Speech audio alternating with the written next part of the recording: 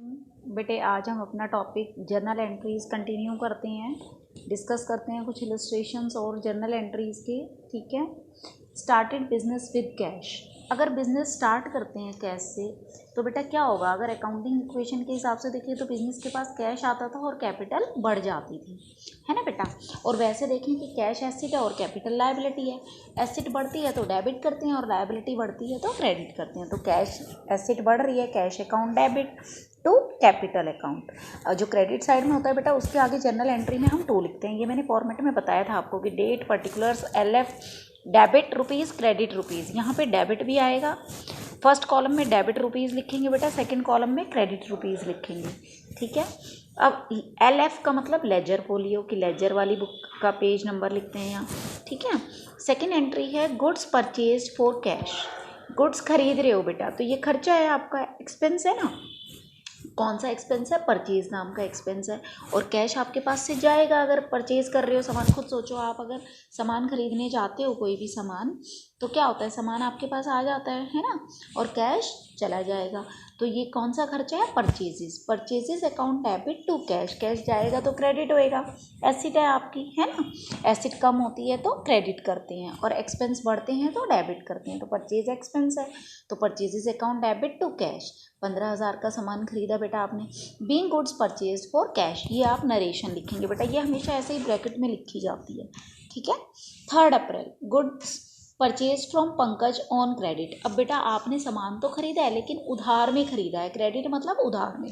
पंकज से उधार में खरीदा है तो आप पंकज से आप उधार में खरीद रहे हो। पंकज कौन हो गया? आपका क्रेडिटार हो गया, है ना। मतलब आपको उसका नाम याद रखने की ज़रूरत है या नहीं है? पेमेंट करनी है कल को तो ज़रूरत है ना। ठीक है। कैश में नहीं खरीद रहे हो, आप उधार में खरीद रहे हो तो परचेजेस खर्चा है आपका, तो परचेजेस एक्सपेंस बढ़ते हैं तो डेबिट होते हैं। और क्रेडिटार है पंकज, क्योंकि जिससे हम बिजनेस सामान उधार में खरीदता है वो क्रेडिटार होता है बेटा। तो क्रेडिटार लायबिलिटी है वो बढ़ती है तो क्रेडिट होगा। तो purchases account debit to Pankaj account 18,000 rupees. ठीक है।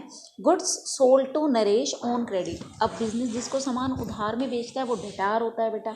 अब सामान बेच रहे हैं, सेल्स क्या है? रिवेन्यू होता है हमारा। रिवेन्यू बढ़ता है तो क्रेडिट करते हैं और डेटार्स बढ़ते हैं तो डेबिट करते हैं। तो नरेश यहाँ पे डेटार है हमारा तो Naresh debit to sales account 9,000 rupees. ठीक है। इसके बाद है हमारे पास गुड्स रिटर्न टू पंकज। अब बेटा पंकज को हमने सामान रिटर्न कर दिया, सॉरी ये एंट्री रह गई थी हमारी, है ना। Goods return to Pankaj. Pankaj से जो हमने सामान खरीदा था ना उधार में, हमने उसको वापस कर दिया। तो बेटे पंकज से तो हमने सामान खरीदा था तो वो हमारा क्रेडिटार था, तो परचेज रिटर्न कर रहे हैं हम। ठीक है। जो सामान हमने खरीदा था उसको वापस कर रहे हैं तो हमारी लायबिलिटी कम हो जाएगी। तो लायबिलिटी कम होएगी तो बेटे हम वापस क्या करेंगे? पंकज को डेबिट कर देंगे, क्योंकि लायबिलिटी कम हो रही है, हमारे क्रेडिटार की वैल्यू कम हो रही है। किस वजह से कम हो रही है? परचेज रिटर्न की वजह से, क्योंकि हमारे खर्चे जो थे वो कम हो गए। जो सामान हमने खरीदा था वो वापस कर दिया तो एक्सपेंस कम हो गया तो क्रेडिट कर देंगे। ठीक है। 12,000 रुपये से। Goods return by Naresh. 9 अप्रैल की है गुड्स रिटर्न बाय नरेश। तो बेटा नरेश को तो हमने बेचा था, अब कोई दिक्कत आ गई होगी तो नरेश हमें वापस कर रहा है तो सेल्स रिटर्न होगा वापस, है ना। और नरेश हमारा डेटार था, डेटार कम होएगा तो क्रेडिट होएगा। तो sales return account debit to Naresh 1,400 rupees.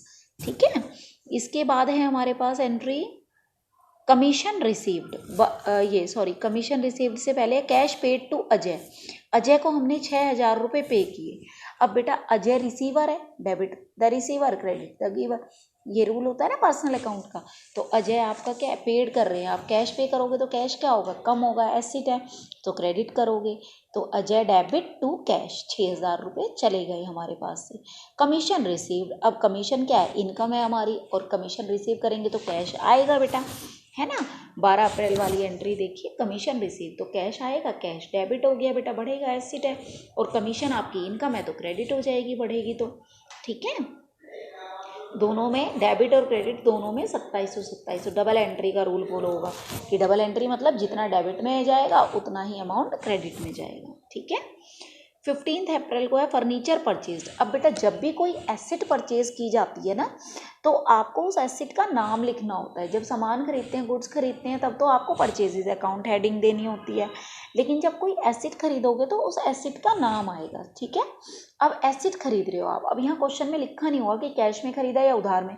उधार खरीदते तो नाम लिखा होता है ना, तो आपने मतलब ये कैश में खरीदा है। तो एसेट बढ़ रही है, फर्नीचर नाम की एसेट बढ़ रही है, तो furniture debit, furniture account debit, और कैश कम हो रहा है तो कैश अकाउंट क्रेडिट हो जाएगा। तो furniture account debit to cash 7,000 रुपये का।